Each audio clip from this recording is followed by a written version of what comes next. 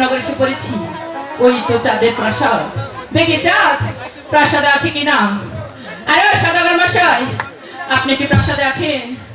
আরে ও বলে চাঁদ, তুমি কি প্রাসাদে আছো? পিতাই স্বর্গ, পিতাই ধর্ম, পিতাই প্রাবলম্ব। অগো পিতা, তুমি স্বর্গ হতে আশীর্বাদ করো। আমি যেন পারি তোমার আজ কার্য পরিচালনা করার জন্য। আমি যেন পারি তোমার আজ সিংহাসনে মর্যাদা রাখতে। কেউ যেন আমার নামে ধরে স্মরণ করছে, যার নাম শুনে ভাগে বসে এক কাঠে জল খেত, যার নাম শুনে আকাশ পাতাল থরথর করে কেঁপত, যার নাম শুনে পশু পাখি ভাষা হতেই পালিয়ে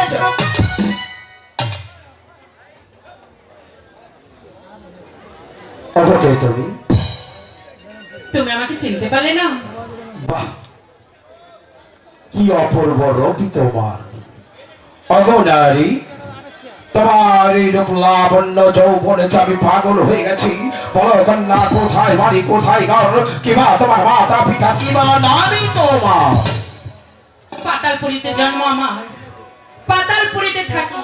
আর পিতা হচ্ছে শিব ঠাকুর, আর নাম হচ্ছে আমার পদ্মা দেবী। কি বললে? পদ্মা দেবী। কন্যা, তুমি তোমার সীতাই। আমি তোমার নামই শুনেছি, আমি চোখে দেখিনি। আজ তোমার রূপ লাবণ্য যৌবনে যে পাগল হয়ে গেছি। বলে কন্যা, কি হতো তোমার চাঁদের প্রাসাদে আগমন? আমি কেনই বা তুমি চাঁদেরই প্রাসাদে এসেছো? বলো। আমি বড় আশা করি তোমার প্রাসাদে এসেছি একটা পুষ্পাঞ্জলির জন্য। পুষ্পাঞ্জলি? হ্যাঁ। কাকে দেব? তুমি যদি আমাকে একখানা পুষ্পাঞ্জলি দাও, তাহলে এই নগরবাসী আমাকে দেবী বলে মানবে এবং কি আমার দেবীত্ব লাভ হবে। তাই নাকি? চাঁদের হাতের যদি একটি পুষ্পাঞ্জলি তুমি পাও, তাহলে স্বর্গধামে তুমি দেবীত্ব রূপে ধারণ করতে পারবে। তা না হলে ভবান্ডেতে মত্তধামে তুমি রূপে ধারণ করতে পারবে না, আর কেউ তোমাকে একটি পুষ্পাঞ্জলি দিবে না। ওগো কন্যা, আমার পরম গুরু দেবাদেবী মহাদেবের উজ্জাত সন্তান, তুমি এসেছো চাঁদের প্রাসাদে একটি পুষ্পাঞ্জলির জন্য। বলো কন্যা, কি হতে তোমার পুষ্পের আয়োজন? আমার পুষ্পাঞ্জলির বেশি কিছু আয়োজন নয়। তাহলে 4টি সবজি কলা আর এক পদ হোক, আর কিছু খাঁটি ঘি হলেই চলবে। ওগো নারী, 4টি সরবি কলা, 1 পোয়া দুধ, আর কিছু খাঁটি ঘি হতে চলবে? এই তো তোমার পুষ্পাঞ্জলি? এখানে কোনো দান ধূপ পুষ্পের প্রয়োজন হয় না। আচ্ছা, তার মানে তুমি তো লাবাল্যক শিশু, তাই তো তুমি পুষ্পাঞ্জলির আয়োজন বলতে পারো না। তুমি একটি কথা বলতেই পারলে।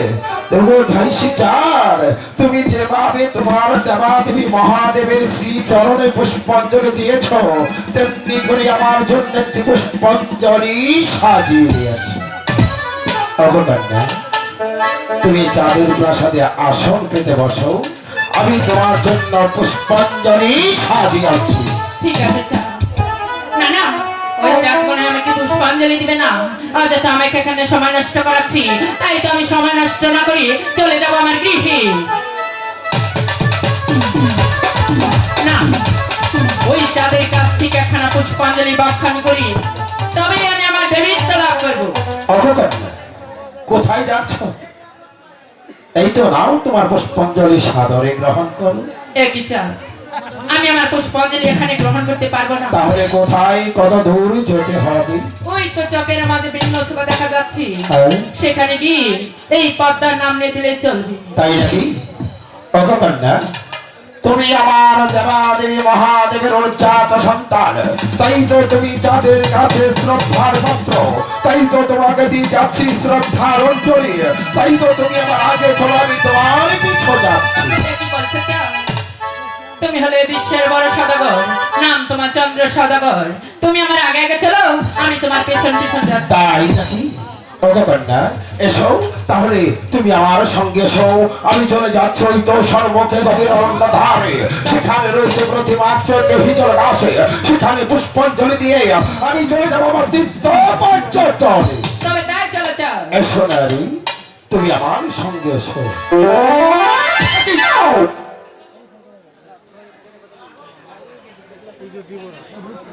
এ কি করলে তুমি? রাস্তার দ্বারা কিসের শব্দ হলো? কোথায় সদাগর মশাই? আমি তো কোনো শব্দই শুনতে পাইনি। তাহলে